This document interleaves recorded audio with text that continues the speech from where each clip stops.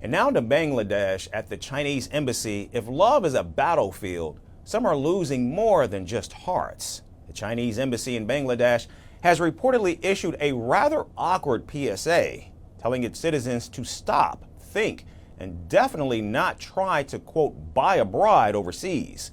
Apparently, online love scams and shady cross-border matchmaking is so out of hand, they're now a matter of international diplomacy.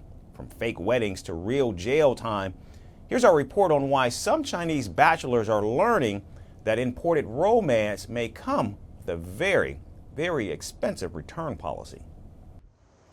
The Chinese embassy in Bangladesh has reportedly issued a new warning that can only be described as a diplomatic love life intervention. They are now urging eligible Chinese male bachelors to stop trying to import themselves a bride. Call it the diplomatic equivalent of a face palm. The embassy has reportedly warned its citizens to resist the misguided notion of buying a foreign wife through shady matchmaking services. Because apparently, love may be blind, but Bangladesh Border Patrol is not. The advisory, reportedly posted to social media, urged Chinese nationals to steer clear of illegal cross-border dating operations, lest they end up with empty pockets and empty wedding altars. Or worse, they may face criminal charges for human trafficking, which in Bangladesh can land you anywhere from a 7-year staycation in prison to a life sentence or even the death penalty. Not quite the honeymoon most people were hoping for. So what's fueling this international bride-buying frenzy? A perfect storm of democratic disaster.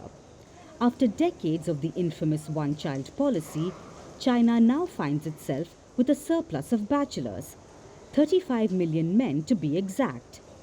These men are mostly from rural areas where marriage pressure is so intense that single men are often labeled leftovers. This male-heavy reality has turned finding a bride into something of an extreme sport. Cue the rise of shady cross-border romance deals. Online advertisements that promise love with a Laotian beauty for nearly $28,000. A small price to pay for love, unless, of course, the bride never arrives and your bank account is not the only thing ghosted. In one standout horror story, a man shelled out nearly $14,000 and flew to Pakistan for a 3-month courtship that ended not in wedding bells, but with the woman turning him into the police. In another, matchmakers were convicted of trafficking by a Chinese court after scamming victims hundreds of thousands. Just to be clear, cross-border marriage agencies are reportedly illegal in China. The law is crystal clear. No matchmaking across borders for profit, no matter how many likes your bio gets. Even Chinese academics can't escape the backlash. Last year, a professor from Xiamen University floated the idea of importing foreign brides to balance the gender scale.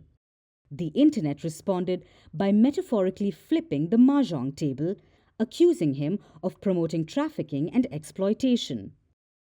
As marriage rates in China continue to nosedive, with only 6.1 million reported unions in 2024, down from 7.7 million the year before, it's clear that singlehood is on the rise, and desperate measures are being marketed as solutions.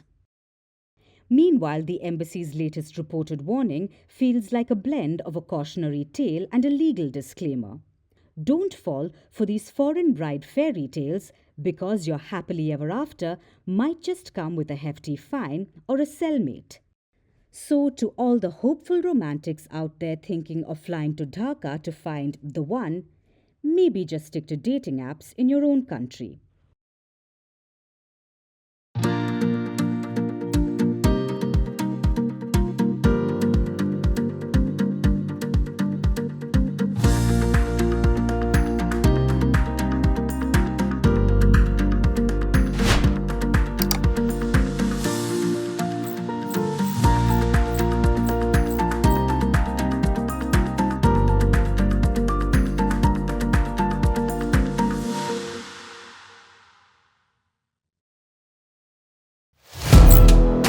Firstpost now available in 9 languages on YouTube. English, Stands at $36 trillion. French, Le FMI, comme German, Geschäftsführenden Direktor Hindi, $30 trillion ka karjo. Indonesian, Pemerintah tanpa pemeriksaan. Italian, Kali radikali. Japanese, $4 trilhão以上も Portuguese, por causa do próprio balanço patrimonial. Spanish. Beautiful bill. Go to Settings, click on Audio Track and select the language of your choice. Be the first to know what's happening around you in your first language. Firstpost.